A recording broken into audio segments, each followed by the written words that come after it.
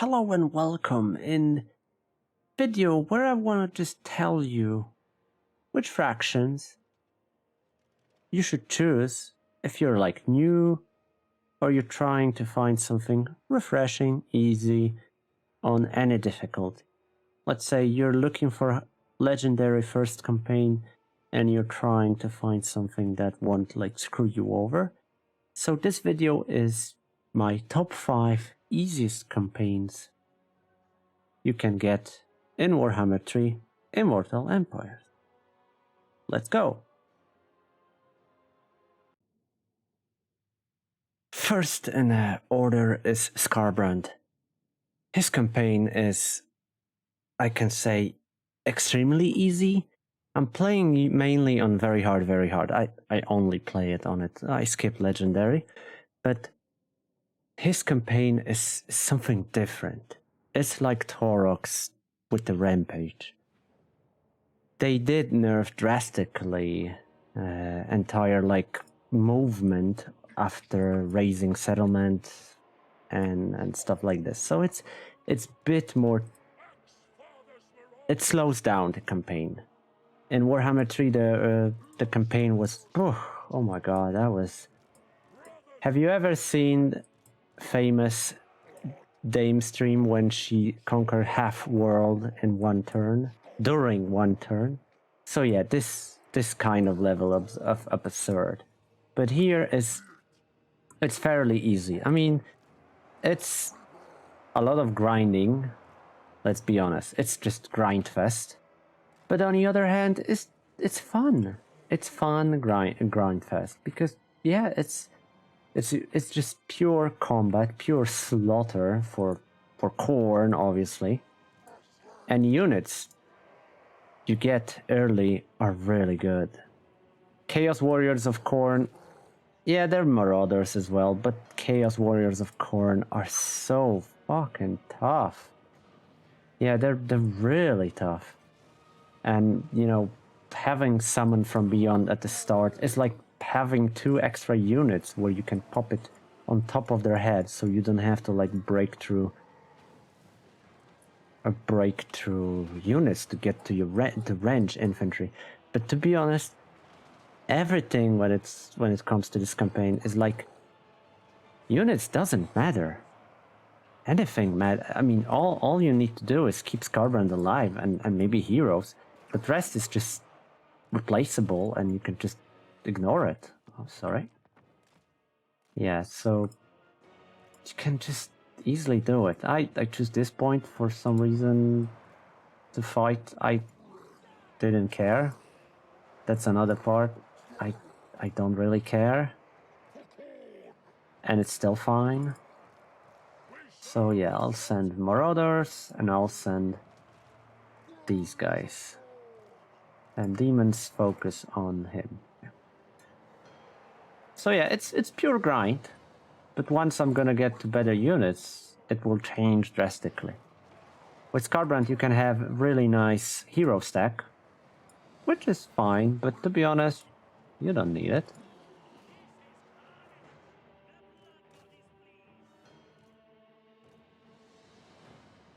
And Daddy Rampage. Ooh, yay, Rampage. Yeah, Rampage is... Poof.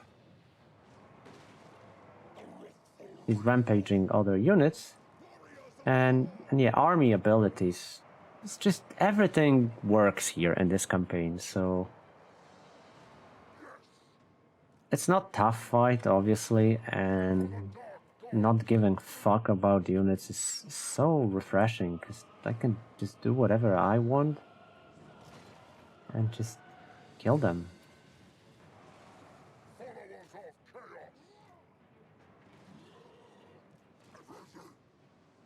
All you need to do is remember to not have guard mode on, because units then act like dummies.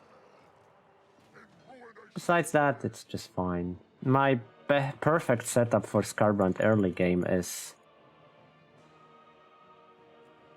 lot shrines, that's what they call them, motorcycles. Single units, single entities, that's what you should go for. Scarbrand with single entities works excellent. Yeah, he's getting shot a little bit because it's turn 5-ish. It's early stage of campaign, so obviously I'm not doing excellent. I'm getting shot quite a lot, to be honest, more than I would.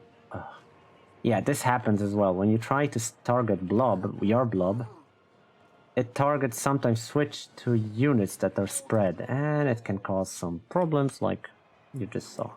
Besides that, I love this campaign. You should try it. It's very easy, refreshing, a lot of fun. Lots of fun. You won't regret it, trust me.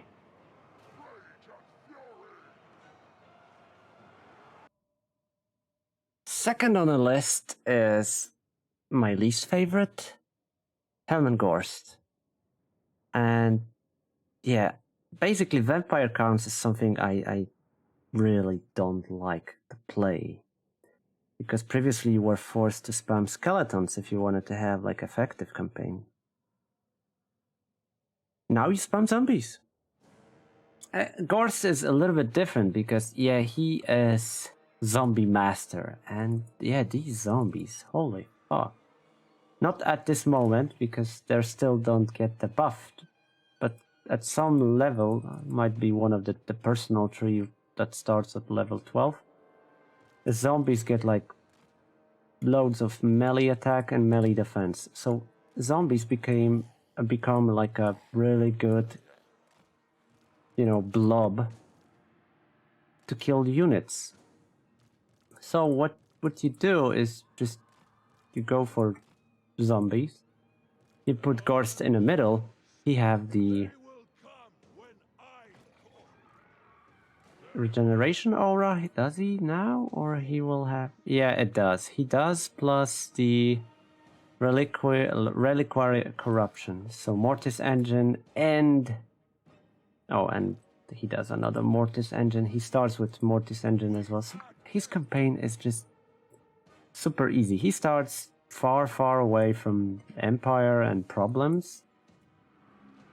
Kugath is his nearest problem, and to be honest, playing as Kugath, I met Gorst really early, and with this fucking auras, he healed his zombies so much I couldn't break through, and yeah, Mortis engine just literally demolished me. So it was brutal. It was very brutal. So Gorst is... Oof, yeah, this campaign is piss easy, and all you do is spam like crap units, which is something I don't like to play.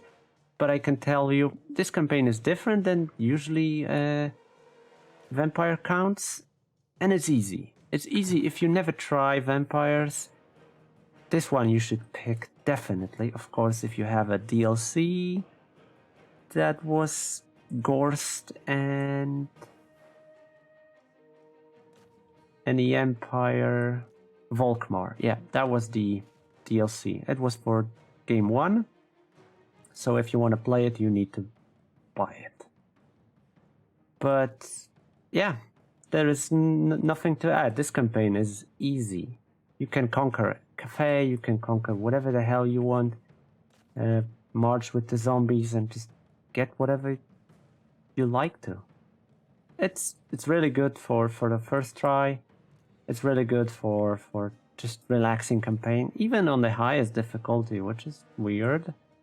But yeah, if you want to like score some easy high level campaigns, go for Gorst. You won't regret it. You will have some fun. That's it.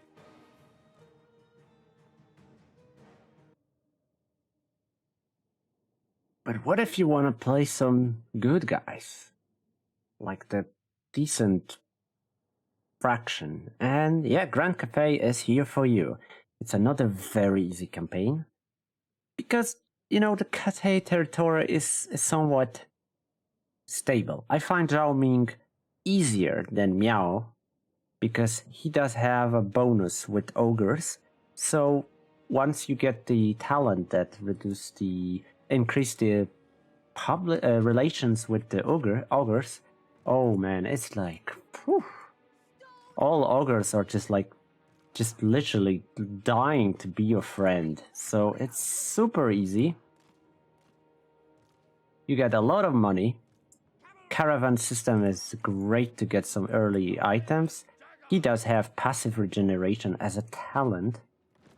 You can still get it from like Von Karstein Blade if you send Caravan to Drakenhof. But, you know, as a talent that basically gives him an item that he can give to another lord, hero, whatever. He does buff melee infantry, so if you want to go with the like doom stack of Terracotta Sentinels, he's here for you, but I never bother. I'll go with the standard army, range infantry, and freaking rats. Yeah, you're gonna fight rats a lot, at least at the start. And Menace Bellows are iffy, but hey, that's what you get when you play good guys, right? You need to deal with the bad guys, which we all fucking love.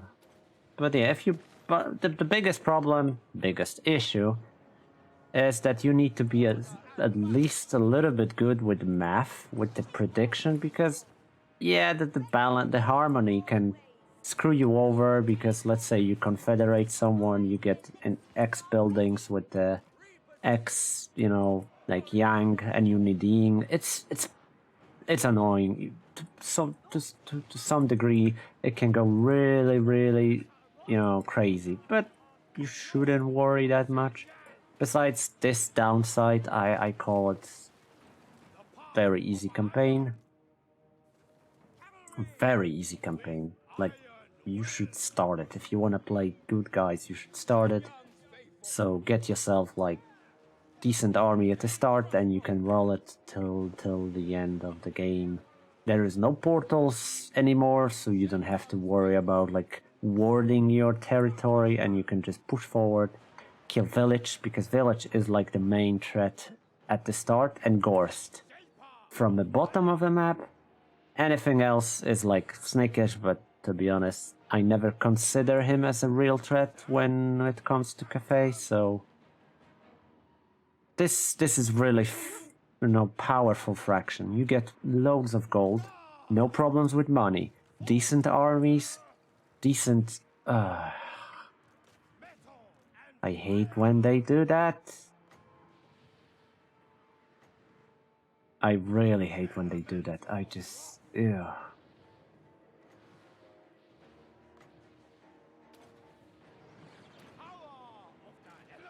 Yeah, it's rats are always a problem. They always go to your artillery, but like I said, it's manageable.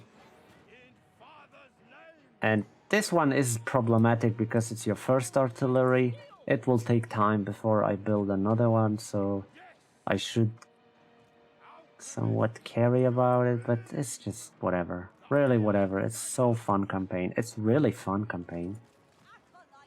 You should just enjoy it, and it's a good way to try this fraction. It's really powerful.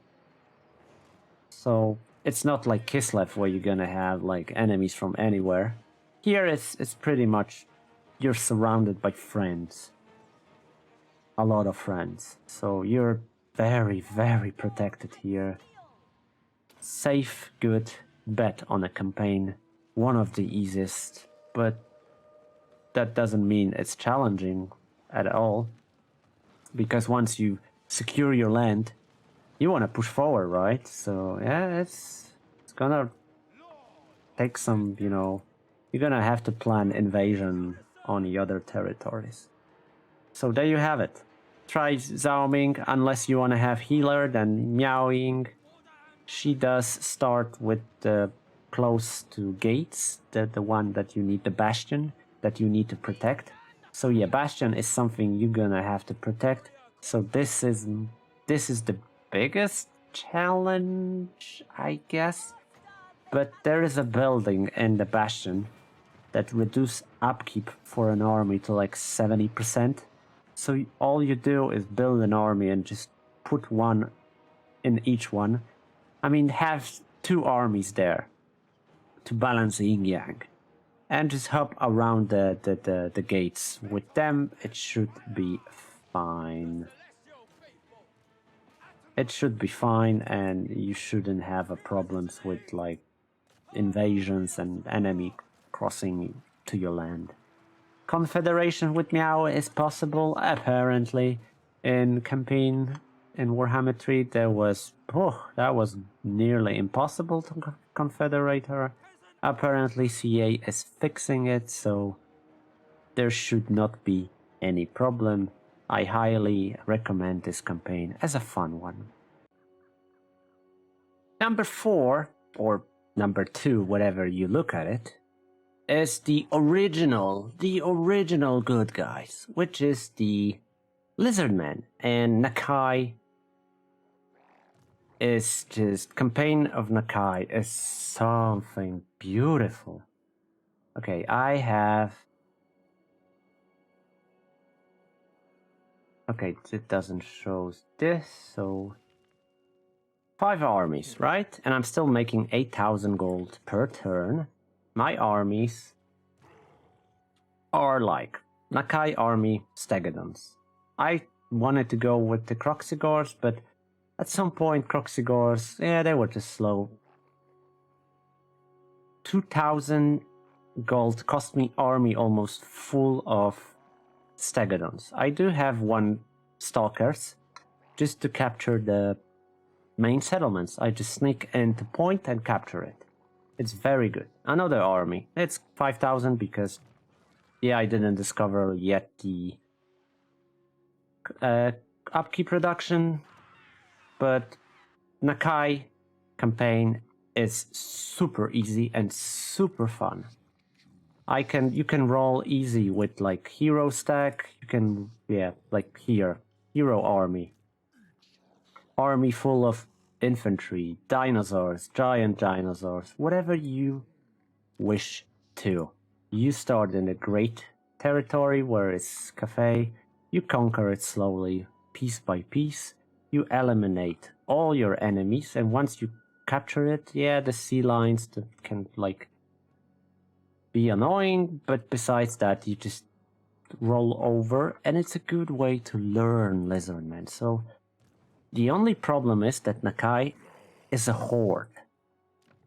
So it's a horde fraction, so you cannot be super reckless.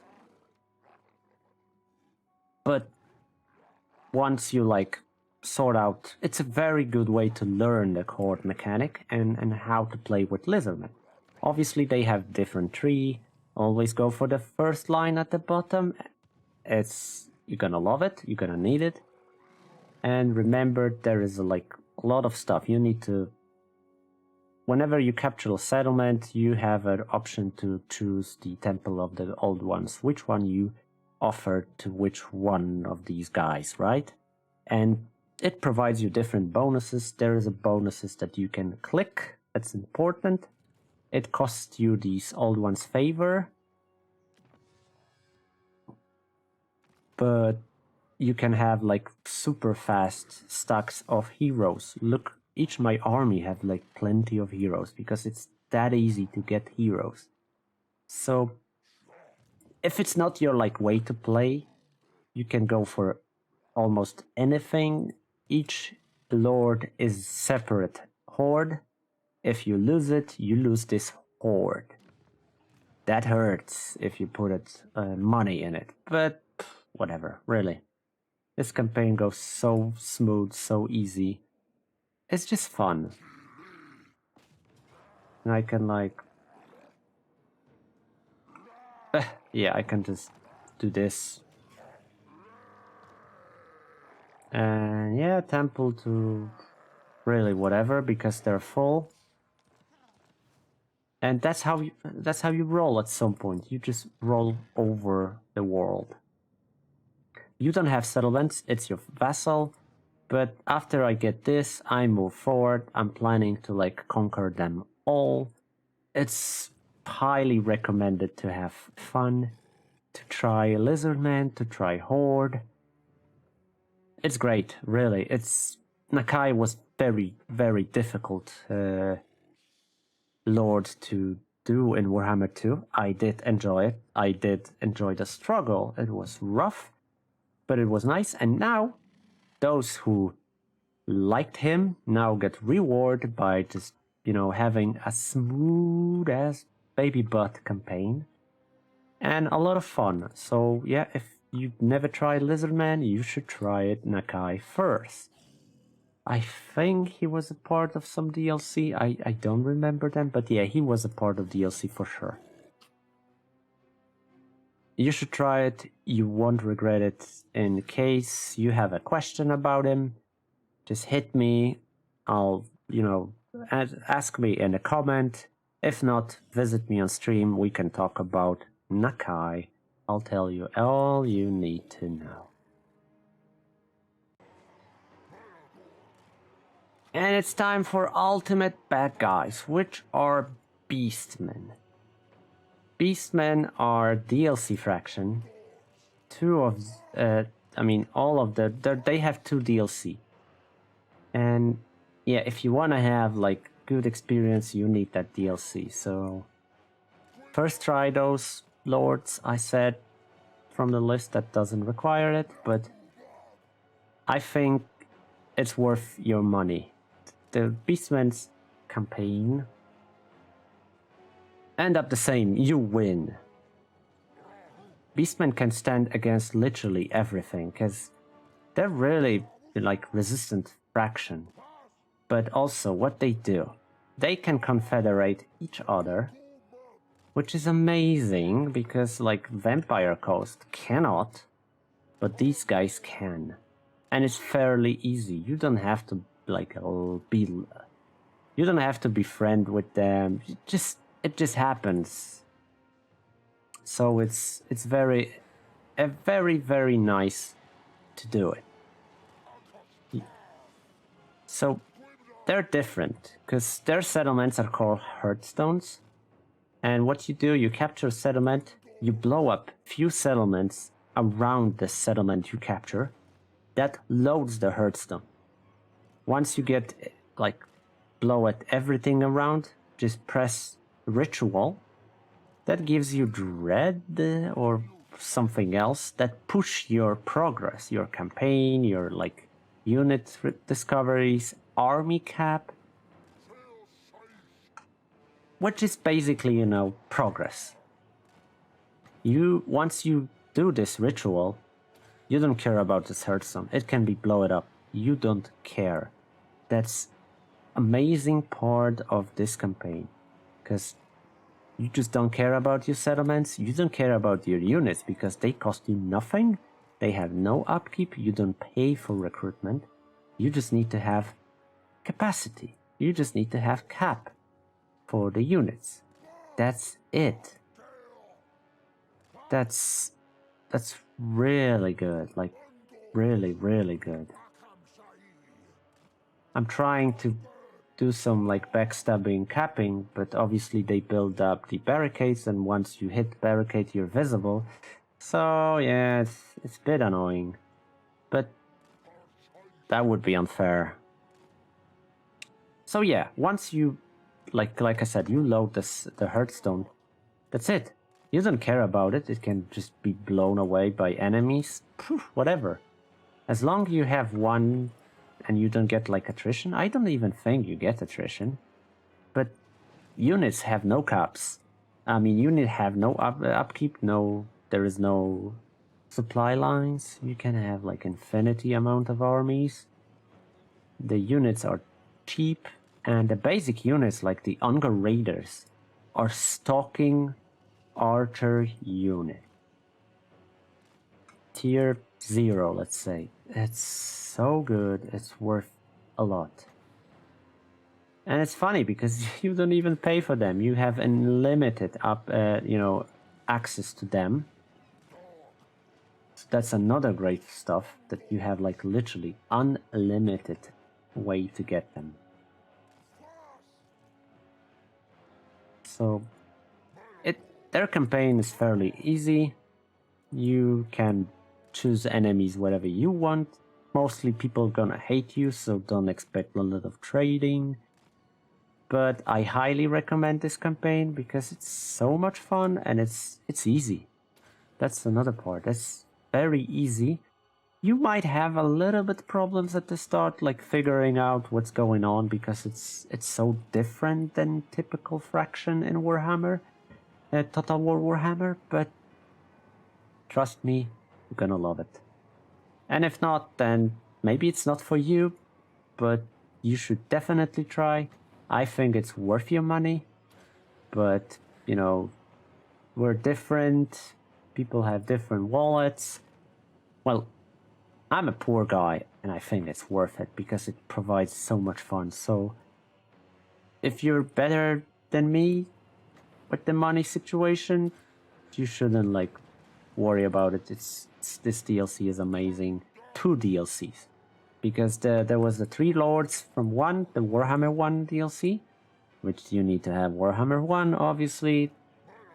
And the second one was the Sisters of Twilight, which was literally I think my favorite DLC, because Sisters of Twilight and Taurox together is like so much value packed in a 1 DLC, and it's a lot of fun. It must be my favorite DLC. Beastmen are fun, Beastmen are easy. Try it, have fun, blow up settlements, kill people, kill good, bad guys, whatever. Beastmen are above, they just go against anyone. You should try it. So the fractions I choose are easy for me. So obviously this is opinion based, right? But I think they're so universal easy, you shouldn't have problems with them. For me, I could say like Wood Elves are super, super easy, or Nurgle is super, super easy, but they get some obstacles you shouldn't get when you play one of these armies, fractions, races I told you. So I hope you found it useful. I hope you somewhat agree, and if not, leave it in a comment. Let's start discussion if you have something to say. I'm always open on suggestions. You can always catch me on my streams once I get back to doing it, because I have a flu and it's very nasty. So for now, I just wanted to share the 5 easiest campaigns you can get in Immortal Empire. Thank you for watching, and I see you in the next one. Take care, and bye-bye.